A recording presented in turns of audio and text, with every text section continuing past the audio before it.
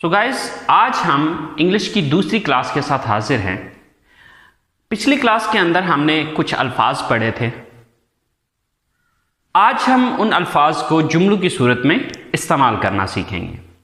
देखिए, जब भी हम बात करते हैं तो हम वो बात जुमलों की सूरत में कर रहे होते हैं। बेसिकली जुमला या सेंटेंस क्या होता है? सेंटेंस असल में मुख्तलिफ अल्फाज को हम जो एक सही तरतीब में लिखते हैं या बोलते हैं उसको जुमला कहा जाता है। सो गाइस, आज हम सीखेंगे कि इन अल्फाज को जुमलों की सूरत में कैसे लिखा जाता है। तो चलें गाइस, स्टार्ट करते हैं। How to make a sentence, कि एक सेंटेंस हम किस तरह से बनाते हैं। So for making a sentence what we need, हमें सेंटेंस बनाने के लिए क्या चाहिए, किस चीज की हमें जरूरत होती है। So let's see. So guys, first of all we need a subject. सबसे पहले हमें एक जुमला बनाने के लिए क्या चाहिए? सब्जेक्ट चाहिए। द सेकेंड थिंग वर्ब, दूसरी चीज जो हमें चाहिए इसमें वो चाहिए verb. And the third thing would be object. जो तीसरी चीज हमें इसमें चाहिए वो है हमारा ऑब्जेक्ट। अब बात यह है कि हमें ये चीज समझने की जरूरत है कि ये सब्जेक्ट क्या है, वर्ब क्या है एंड ऑब्जेक्ट क्या है। ओके, बेसिकली ये हमारे जुमले की तरतीब है कि जो हमने अल्फाज को अरेंज करना है, जो अल्फाज को हमें एक तरतीब में लिखना है वो हम इस तरतीब में लिखेंगे। सबसे पहले हम सब्जेक्ट लिखेंगे, उसके बाद वर्ब लिखेंगे और उसके बाद ऑब्जेक्ट लिखेंगे। बट सबसे पहले ये समझ लेते हैं कि ये सब्जेक्ट क्या है, वर्ब क्या है एंड ऑब्जेक्ट क्या है। So let's talk about that. तो सबसे पहले हम ये समझते हैं कि सब्जेक्ट क्या चीज है। So guys, subject is a word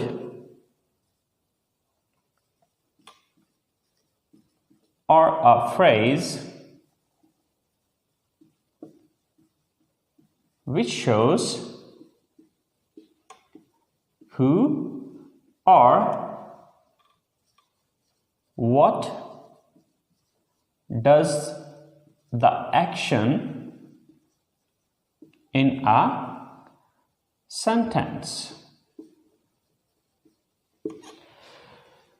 A word, एक लफ्ज और a phrase या फिर एक phrase which shows, जो कि जाहिर करता है who, कौन, और what या फिर क्या does the action, काम करता है in a sentence, जुमले में।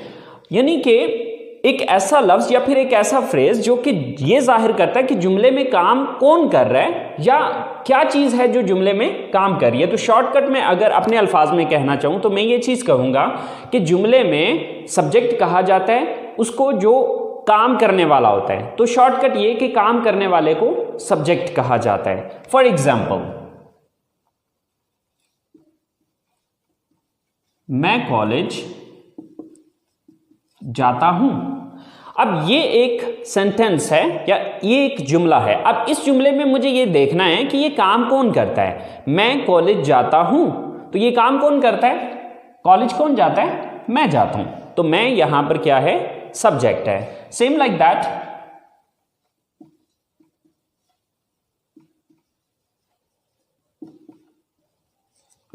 हम क्रिकेट खेलते हैं। अब हम क्रिकेट खेलते हैं, इस जुमले के अंदर ये काम कौन करता है? क्रिकेट कौन खेलता है? हम खेलते हैं। सो हम यहां पर सब्जेक्ट है।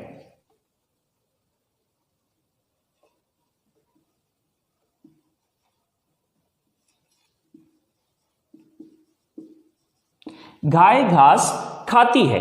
अब ये काम कौन करता है? यहां पर इस जुमले को अगर हम देखें तो ये काम गाय करती है। घास कौन खाती है? गाय खाती है। सो गाय यहां पर सब्जेक्ट है। तो सिंपल ये कि जुमले के अंदर काम करने वाले को सब्जेक्ट कहा जाता है। सो गाइस, चले हम चलते हैं अपने सेकंड पॉइंट की तरफ। सो हमारा सेकंड पॉइंट है verb. So what is a verb? Verb होता क्या है? तो चले देखते हैं। A word which shows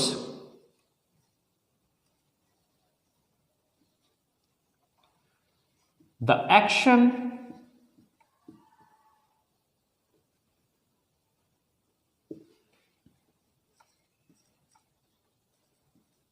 occurrence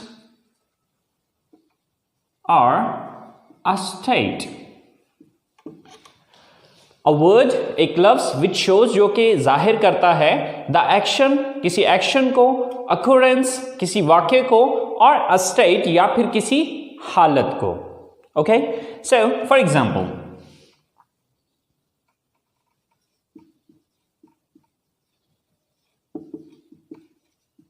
मैं कॉलेज जाता हूं. सो यहां पर काम करने वाला कौन है?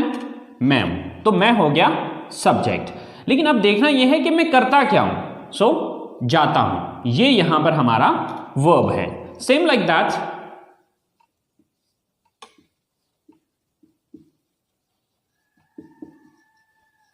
हम क्रिकेट खेलते हैं. ये काम कौन करता है? हम करते हैं. तो हम हो गए सब्जेक्ट. अब हम करते क्या हैं? खेलते. सो खेलते यहां पर वर्ब है. Okay,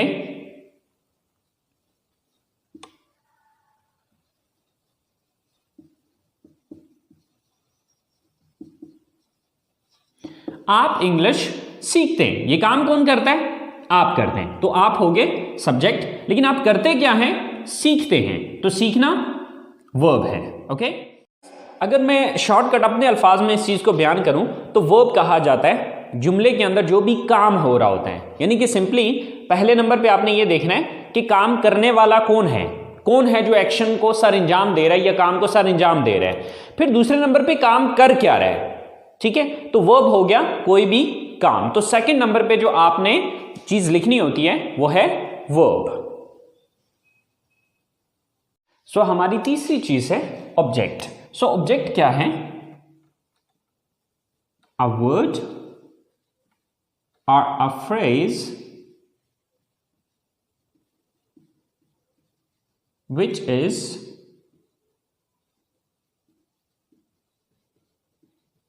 affected by the action of a verb.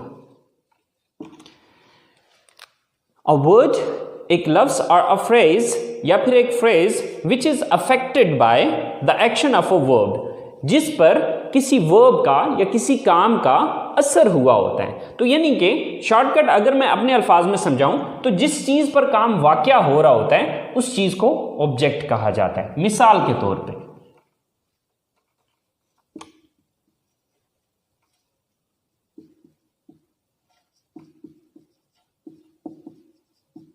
मैं इंग्लिश पढ़ाता हूं. अब ये एक जुमला है. अब मैं यहां पर सब्जेक्ट है क्योंकि मैं ये काम करता हूं. मैं काम क्या करता हूं? पढ़ाता हूं. तो ये काम हो गया. लेकिन पढ़ाता क्या चीज हूं? ये पढ़ाने का अमल किस चीज पे हो रहा है? इंग्लिश पे. तो इंग्लिश यहां पर ऑब्जेक्ट है. Okay, so same like that,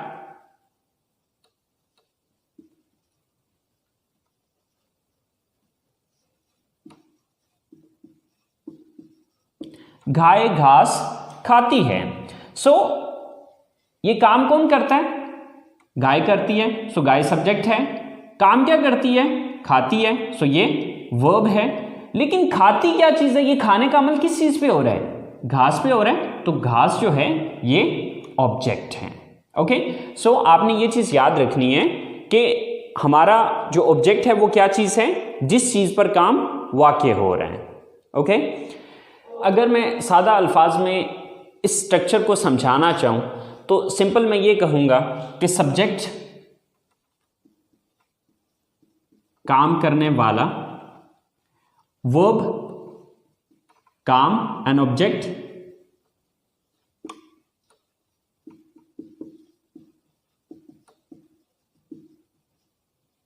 जिस चीज पर काम हो रहा हो. जब भी आपने एक उर्दू जुमले को इंग्लिश में लेके आना है तो उसके लिए आपने इस तरतीब को फॉलो करना है, या इस ऑर्डर को, इस अरेंजमेंट को फॉलो करना है कि सबसे पहले आपने उर्दू जुमले के अंदर ये चीज़ देखनी है कि इस जुमले में काम कौन कर रहा है. सबसे पहले उसकी इंग्लिश लिखनी है. दूसरे नंबर पे फिर ये देखना है कि ये बंदा या ये चीज़ काम क्या करती है, उसकी इंग्लिश लिखनी है. और उसके बाद फिर तीसरी चीज़ आ जाएगी कि ये चीज़ नोटिस करनी है कि किस चीज़ पर वो काम करता है. ओके, इस तरतीब को फॉलो करते हुए आप हज़ारों के हिसाब से जुमले खुद से बना सकते हैं अगर आपको उन अल्फाज की इंग्लिश आती हो। तो चलें गाइस, कुछ एग्जाम्पल्स देखते हैं, कुछ उर्दू स्टेटमेंट्स बनाते हैं और उनको इंग्लिश में ट्रांसलेट करके देखते हैं। तो सो गाइस शुरू करते हैं। ये हमने कुछ 4-5 स्टेटमेंट्स लिखी हैं। अब इन स्टेटमेंट्स को हम इंग्लिश में ट्रांसलेट करके देखते हैं। सो गाइस हमने फॉलो करना है इस स्ट्रक्चर को। ओके, तो अब देखें कि सबसे पहले हमें क्या लिखना है। अब इस जुमले को हम इंग्लिश में ट्रांसलेट करना चाह रहे हैं, तो सबसे पहले हम ये चीज़ देखेंगे कि इसमें सब्जेक्ट कौन है। सब्जेक्ट किसको कहते हैं? काम करने वाले को। मैं किताब पढ़ता हूँ, तो अब इसमें सबसे पहले मैं ये नोटिस करूँगा कि ये काम कौन करता है इस जुमले में। तो ये किताब कौन पढ़ता है? तो किताब कौन पढ़ता है? मैं पढ़ता हूँ। तो मैं की इंग्लिश सबसे पहले लिखी जाएगी। तो मैं की इंग्लिश क्या है? आई। ओके, इसके बाद सब्जेक्ट मैंने लिख दिया। इसके बाद दूसरी चीज आ जाएगी वर्ब। वर्ब किसको कहा जाता है? काम को कहा जाता है। तो अब देखना यह है कि मैं काम क्या करता हूं। तो मैं पढ़ता हूं। मैं किताब पढ़ता हूं, तो मैं काम कौन सा करता हूं? पढ़ता हूं। तो अब दूसरे नंबर पे जो मुझे इंग्लिश लिखनी होगी वो पढ़ना की इंग्लिश है। तो पढ़ना की इंग्लिश क्या है? रीड। I read.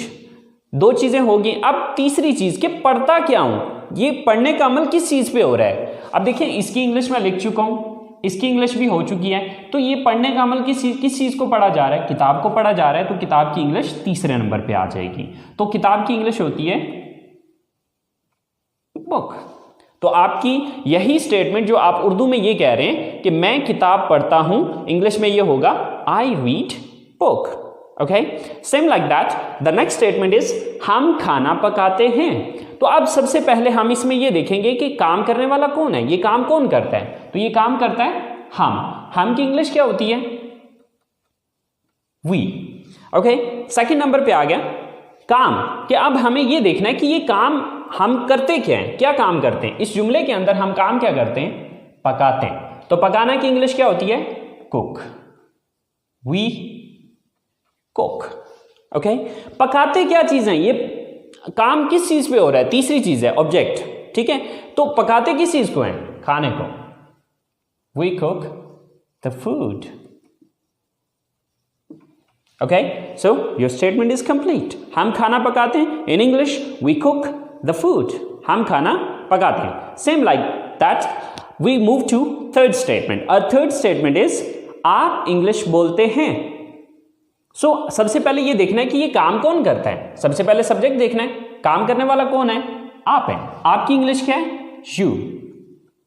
ओके, काम क्या करते हैं? बोलते हैं। Sir speak. थर्ड थिंग कि बोलते क्या है? English. Sir English. So your complete statement is you speak English. वो कपड़े खरीदती हैं, मतलब वो काम कौन करता है? वो, यानी कि वो ज्यादा है, वो लेडीज हैं, वो लड़कियां हैं। सो वो जमा की इंग्लिश क्या होती है? दे। फिर काम क्या करती हैं? वो खरीदती हैं। बाय। दे बाय। खरीदती क्या चीज है? कपड़े। से क्लोथ्स। दे बाय क्लोथ्स। वो कपड़े खरीदती हैं। Same like that the last statement is Asim और आमिर क्रिकेट खेलते हैं। सो काम कौन करता है? आसिम एंड आमिर। आसिम एंड आमिर, ये दोनों काम करते हैं। सो सबसे पहले हमने सब्जेक्ट लिखा, देन काम क्या करते हैं? खेलते हैं। प्ले। क्या चीज खेलते हैं? क्रिकेट।